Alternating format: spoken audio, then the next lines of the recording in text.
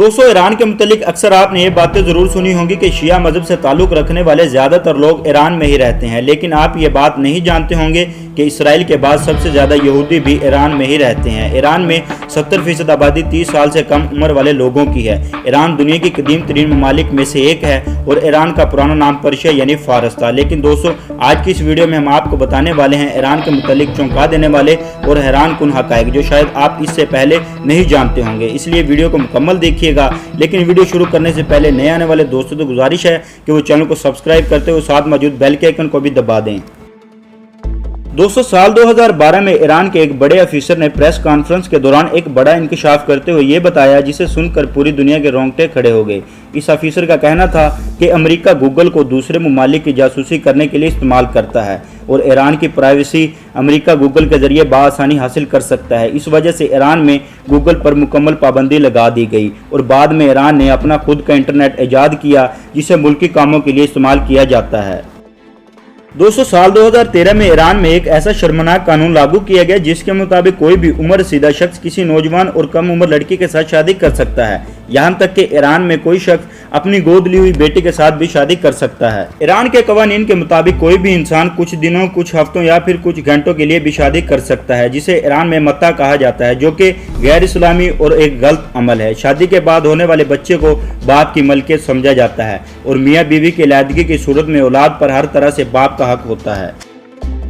ईरानी लड़कियां दुनिया की पुरकशिश और खूबसूरत लड़कियां कहलाई जाती हैं। ईरानी लड़कियां अपने सरों को नंगा नहीं रख सकती और ना ही गैर मर्दों के साथ सरेआम घूम सकती हैं। लेकिन इतने सख्त कवानीन होने के बावजूद ईरान में अगर कोई लड़की शादी से पहले बुरी सोबत की वजह से अपना कंवारापन गंवा ले तो वो सर्जरी के जरिए अपना कंवारापन वापस ला सकती है, जिसे हैमर रिकंस्ट्रक्शन सर्जरी कहा जाता है।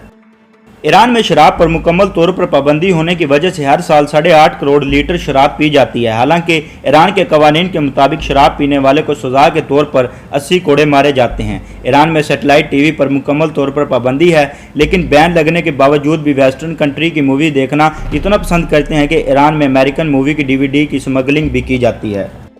दोस्तों, दुनिया के बेशतर ममालिक में वोट डालने की उम्र 18 साल से शुरू होती है, लेकिन ईरान में लड़कों और लड़कियों को 15 साल की उम्र में वोट डालने का हक हासिल हो जाता है। ईरान में एक अलग तरह की पुलिस मौजूद है जिसका काम सिर्फ ये देखना होता है कि वहाँ के लोग ईरान के कवानीन की पाबंदी कर रहे हैं या नहीं।